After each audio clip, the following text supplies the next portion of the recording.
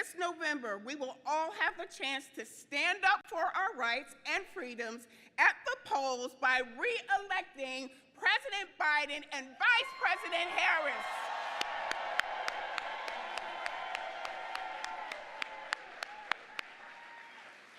Now, wait a minute. Donald Trump called our fallen service members suckers. Donald Trump called our fallen service members losers. Now, his Project 2025 agenda is the latest affront to veterans and our service. Trump's Project 2025 agenda will cut veterans' benefits, including disabled veterans, and it threatens access to health care. We fought to protect our rights and our democracy. Trump's Project 2025 agenda will gut checks and balances to give Trump unchecked power and put democracy at risk. Trump doesn't think about what will best serve his countries or our veterans.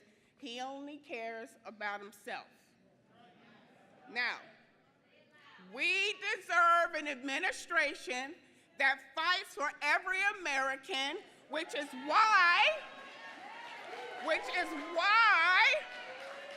I am proud to stand with President Biden and Vice President Harris, and why North Carolina is going to send them back to the White House in the fall.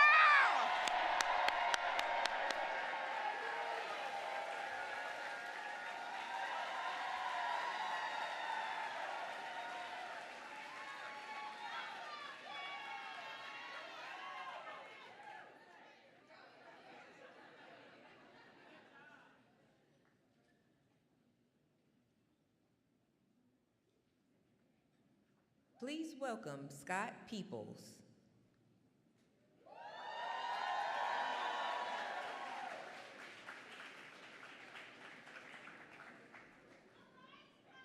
Hello, everyone. I'm Scott Peoples. I am a U.S. Army veteran, having served in the 82nd Airborne Division at Fort Liberty. I am also a former Republican voter. But I will be supporting President Biden and Vice President Harris in this election.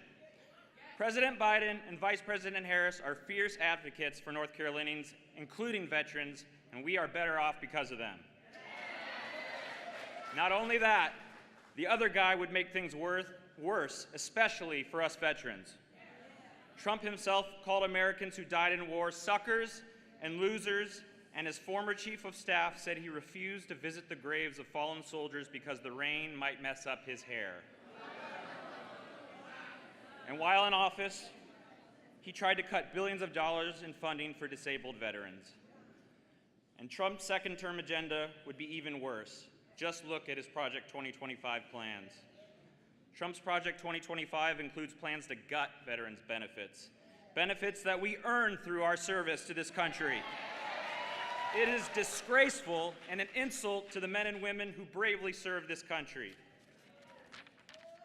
Trump's treatment of veterans is one of the main reasons that I changed my voter registration to Democratic,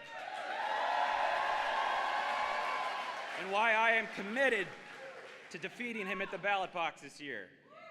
To borrow a line from Ronald Reagan, I didn't leave the Republican Party left me. My values remain the same. America is a great country and a beacon for democracy and freedom all over the world. President Biden and Vice President Harris believe that, but Trump and MAGA Republicans don't share those values. Trump talks down America and favors foreign dictators like Putin over our democratic allies. While Trump disrespected and left us behind, President Biden fights for our veterans. He passed the PACT Act, one of the largest expansions of VA benefits in decades. And I personally receive care through the VA, and since President Biden took office, there has been a noticeable improvement in access and quality of care. More veterans are having their claims granted and receiving the care they need. There's more staff to meet the demand, and trust in VA programs are at an all-time high. There's a clear choice in this election. I'm voting for President Biden and Vice President Harris because they've already delivered for us. And they will keep delivering when we give them a second term. Thank you. God bless. Thank you.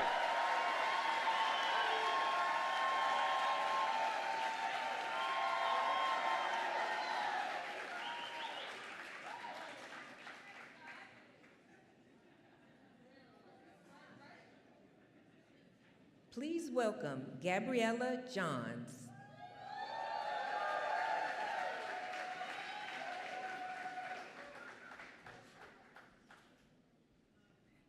Hello, Fayetteville. How y'all doing? My name is Gabriella Johns. I am the organizing manager for the North Carolina Coordinated Campaign. And it is so exciting to see so many people from across the state here to welcome Vice President Kamala Harris back to North Carolina. That includes so many of our amazing volunteers. Your hard work and passion are the backbone of this campaign. And we are so excited to have you on board to help re-elect Joe Biden and Kamala Harris. This election will be close, and every single vote will count. There are just 51 days until voting begins here in North Carolina, and only 110 days until November 5th. There is so much at stake. Our freedom, our health care, our education, and our democracy is on the line this year. There is too much at stake to let Donald Trump get another term in office. We know that Trump's Project 2025 plan would be a fundamental threat to our communities and everything that we believe in. But each and every one of you has the power to make a difference. We can't do it without your help. We need to knock on doors, make phone calls, and mobilize our friends and our family, as well as our neighbors. And this is both offline and online. And that means we need people like you to get involved. If we all take this energy here in the room right now and we put it towards flipping North Carolina blue in November, we can deliver President Biden and Vice President Harris 4 more years.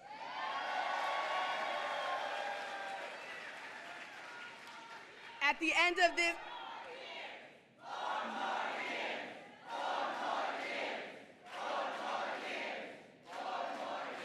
So at the end of this event, find an organizer before you leave the gym today.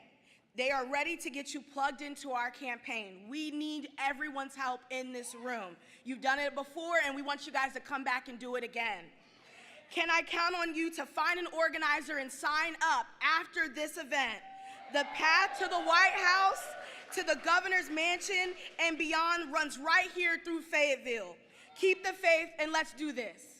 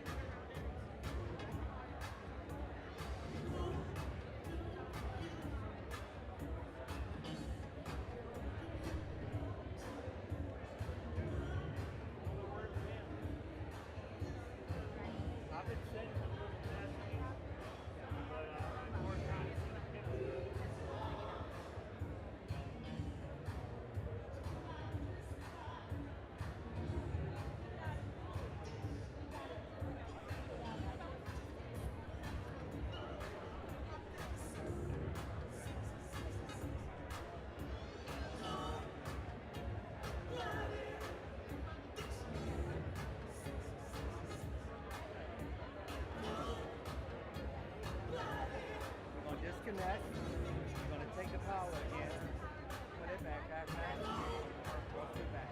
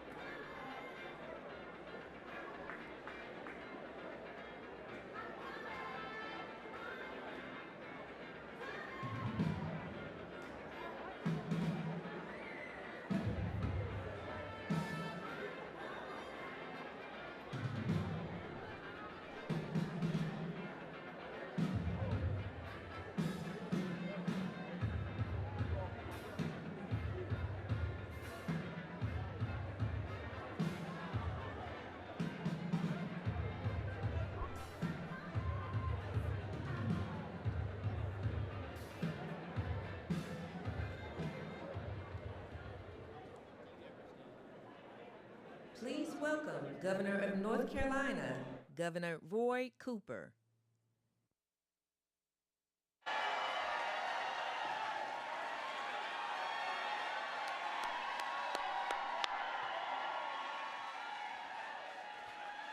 Hello, Fayetteville!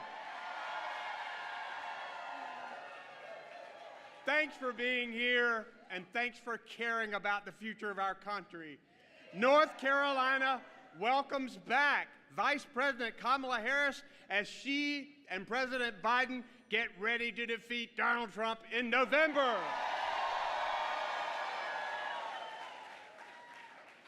Guys, this is the Vice President's 15th trip to the most military and veteran-friendly state in the country. I've known Kamala Harris for more than 12 years, going back to our days as state attorneys general together. I know she's a fighter. I know that she gets the job done. And I know that she and Joe Biden need 4 more years to finish the job. You know, this election is not just about what kind of president we want to have. This election is about what kind of country we want to be. Donald Trump's America is where the wealthy get the breaks and the working families get the shaft. Do we want Donald Trump's America? Donald Trump's America is where the end of Roe v. Wade is a great thing, and politicians police women's bodies. Do we want Donald Trump's America? Donald Trump's America is where it's easier to get an assault rifle than it is to get health care. Do we want Donald Trump's America? Donald Trump's America is where the president is a convicted felon, a chronic liar, and the king of chaos. Do we want Donald Trump's America? Folks, 4 years ago, we told Donald Trump, "You're fired." Now he wants his job back. No way. You know, Donald Trump threatens our democracy and wants to make history by installing himself as a dictator on day one. But Joe Biden and Kamala Harris will defend our democracy, and they'd rather make history with their extraordinary accomplishments for the American people. They actually passed a bipartisan infrastructure bill that Donald Trump only bragged about that he would do, but never did. Joe Biden increased health care coverage while Donald Trump tried to take it away. Joe Biden lowered the cost of prescription drugs and health care premiums. And in North Carolina, he helped us finally expand Medicaid. Now we have more than 500,000 North Carolinians enrolled in health insurance. But you know what? Donald Trump would snatch those health insurance cards right out of people's hands.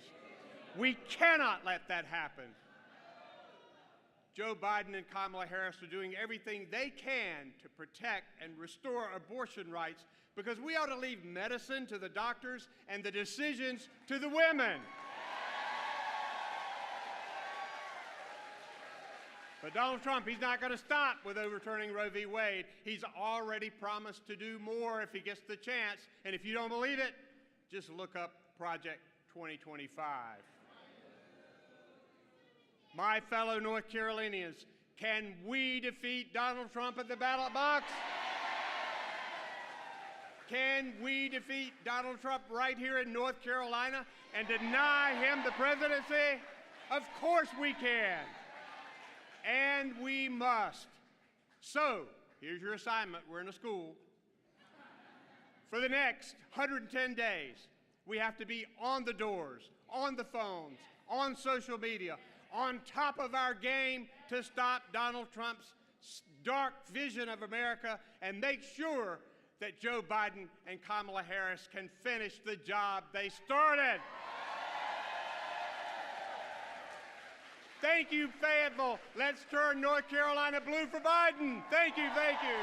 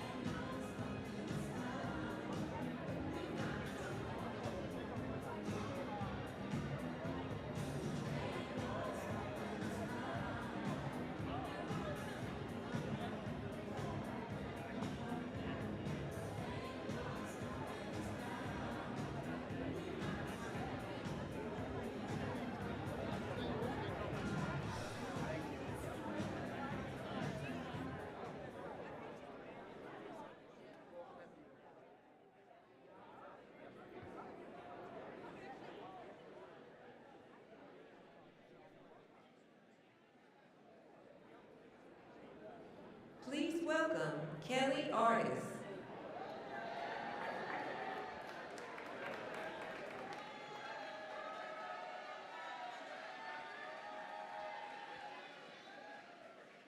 Good afternoon, Fayetteville. My name is Kelly Artis. My husband just commemorated 20 years in the United States Army. And our family is stationed here at Fort Liberty, and we are so proud to call North Carolina home. Today, I am honored to welcome Vice President Harris back to our great state. As a military spouse, I'm no stranger to sacrifice. Don't get me wrong, we love our country, and my husband is proud to serve. At the same time, deployments, relocations, and the realities of the lifestyle present families like mine with unique challenges. Joe Biden is a military father. He understands us. He lost a son because of a service-related illness. He understands the sacrifices families go through because he's lived it. Joe Biden and Kamala Harris believe that we have a sacred obligation to prepare, equip, and care for our troops, veterans, and their families. They are fighting to ensure that we don't have to sacrifice our stability to give our loved ones the support they need. Last year, President Biden came to Fort Liberty to announce historic steps to increase the economic security of military and veteran spouses, caregivers, and survivors. This administration's actions have helped create more opportunities for people like me to get secure, well-paid jobs. They've removed barriers to access affordable housing and the child care that we need. And across the board, they're fighting to lower costs for families and protect our freedoms. President Biden and Vice President Harris have delivered for families and changed the lives of military spouses and all of North Carolina communities for the better. I know, given another term, they'll keep fighting for us. The path to the White House runs through North Carolina. It's our turn to deliver for President Biden and Vice President Harris and send them back to the White House for 4 more years. Now please join me in welcoming our guest of honor back to North Carolina, the first woman Vice President of the United States, Kamala Harris.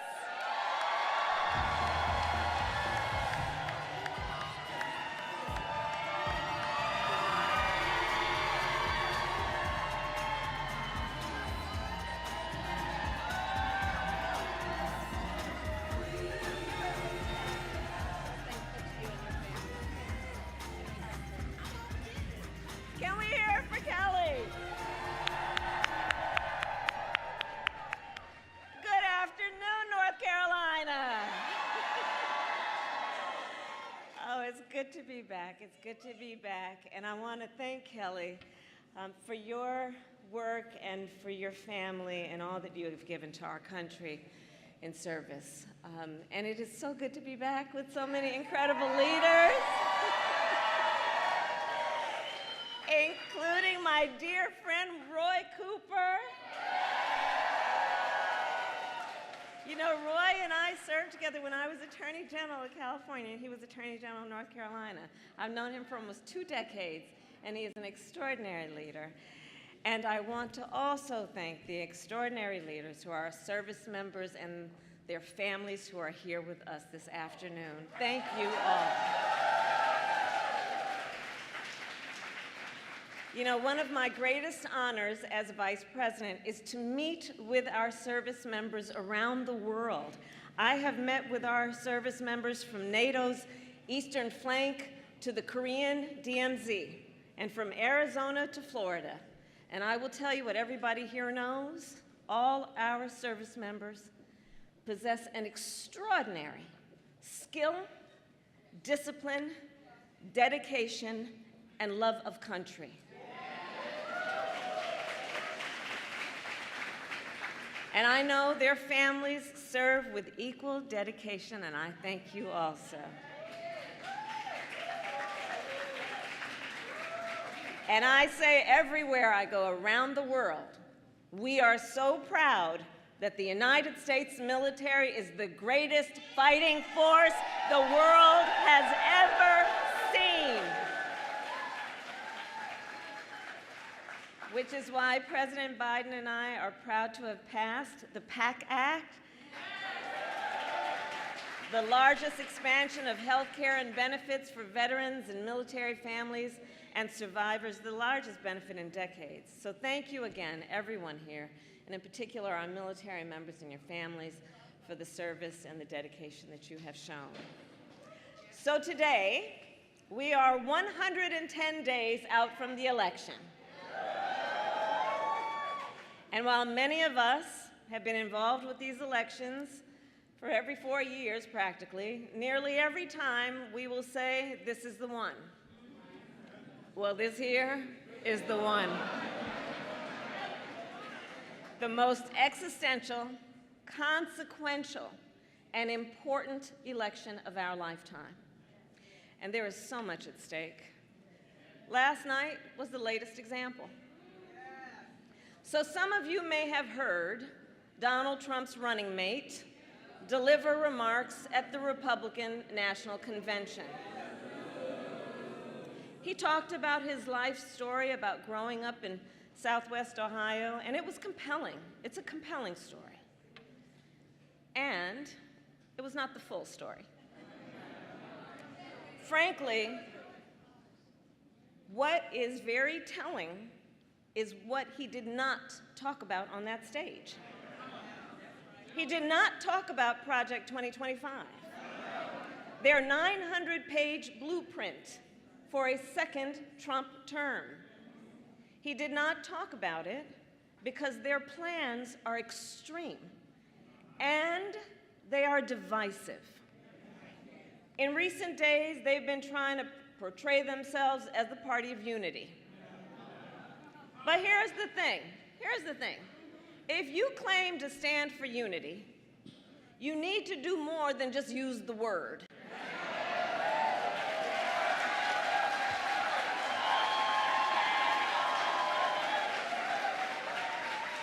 You cannot claim you stand for unity if you are pushing an agenda that deprives whole groups of Americans of basic freedoms, opportunity, and dignity.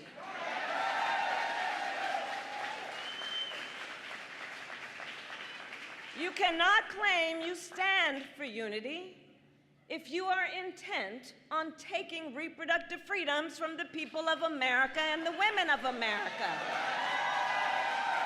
Trying to ban abortion nationwide as they do and restrict access to IVF and contraception as their plan calls for. You cannot claim to be for unity if you try to overturn a free and fair election and threaten to terminate the United States Constitution. And you cannot claim to be for unity when your entire economic agenda is designed to prioritize billionaires and big corporations over the middle class.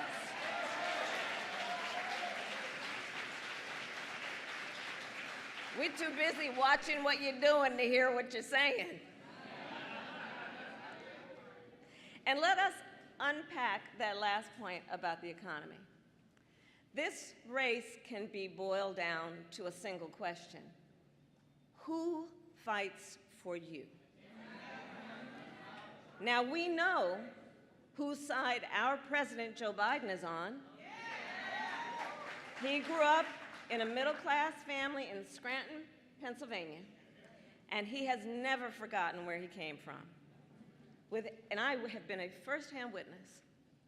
With every decision he makes in the Oval Office, he thinks about how it will impact working Americans. He understands everyday struggles because he has actually lived them. So friends, I say the contrast between Joe Biden and Donald Trump is like night and day. But with the selection of his running mate this week, Donald Trump is also trying to distract people. He wants to direct attention away from his record and his Project 2025 plan to suggest that he and his running mate are going to prioritize the middle class. But we are not buying it. We are not falling for the okie doke. As many of you know, I am a former prosecutor. So I say, let's look at the facts, shall we?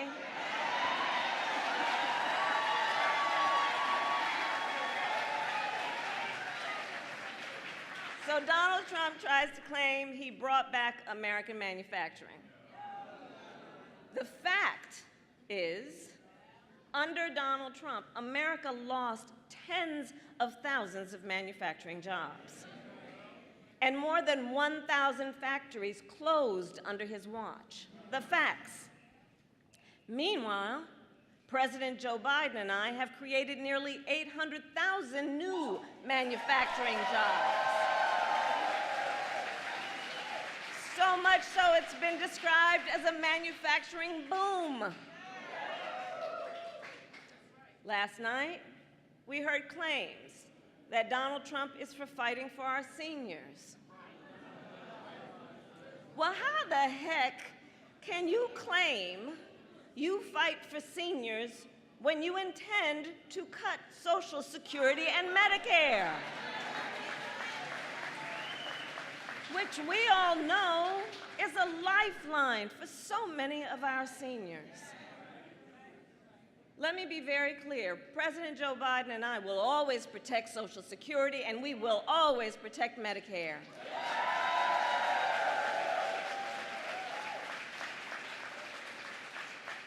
All while we continue to fight to lower the cost of prescription drugs for our seniors. It is President Biden and I that took on Big Pharma and finally capped the cost of insulin for our seniors at $35 a month. Who here has a family member with diabetes to know what that means? Right. But Donald Trump and his running mate intend to get rid of our $35 cap on insulin. They will side with Big Pharma and let them make prescription drugs more expensive. Not only that, on the issue of health care, they intend to get rid of the Affordable Care Act. Donald Trump and his allies tried more than 60 times to end the Affordable Care Act. 60 times. To give insurance companies back the power to deny people with pre-existing conditions. Y'all remember what that was like? Children with asthma, women who had survived breast cancer, grandparents with diabetes.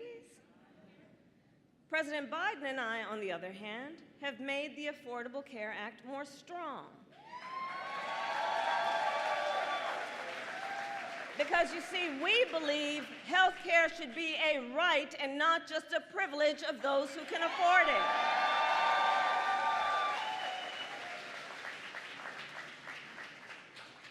Pull up the split screen. Whereas the last administration gave tax cuts to billionaires, we gave tax cuts to families through the child tax credit, which cut child poverty in America by half. And please do note, their Project 2025 agenda would even end Head Start, to take away preschool from hundreds of thousands of our children. On the issue of the cost of living, Donald Trump says he will implement a 10% tariff on all imported goods. Well, understand, independent economists agree his tariffs would increase the cost of everyday expenses for families, the cost of gas, groceries, and clothing. We, on the other hand, have taken on big pharma, the big banks, and big corporations to bring down costs. It is we who have canceled debt, including student loan debt. In fact, testify if you have received it. Indeed. In fact, so far we have forgiven student loan debt for nearly 5 million Americans. And twice as much for our public servants, including our teachers, our nurses, and our firefighters.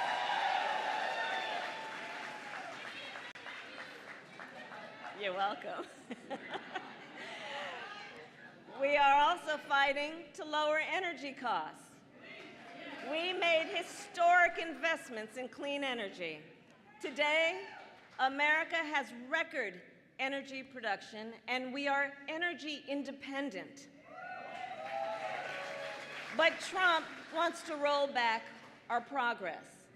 Check this out. In fundraisers with big oil lobbyists, he wanted to trade clean energy investments that we made for you for a $1 billion campaign contribution he could get for himself.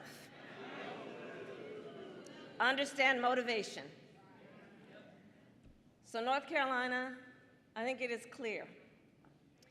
If Donald Trump were to win in November, he will continue to sell out working families. He will continue to attack reproductive freedom, and he will continue to undermine our democracy. Ultimately, in this election, we each face a question. And herein lies our power. The question we face is, what kind of country do we want to live in? Do we want to live in a country of freedom, compassion, and rule of law? Or a country of chaos, fear, and hate? We each have the power to answer this question. So today, then, I ask North Carolina, are you ready to make your voices heard? Do we believe in freedom? Do we believe in opportunity? Do we believe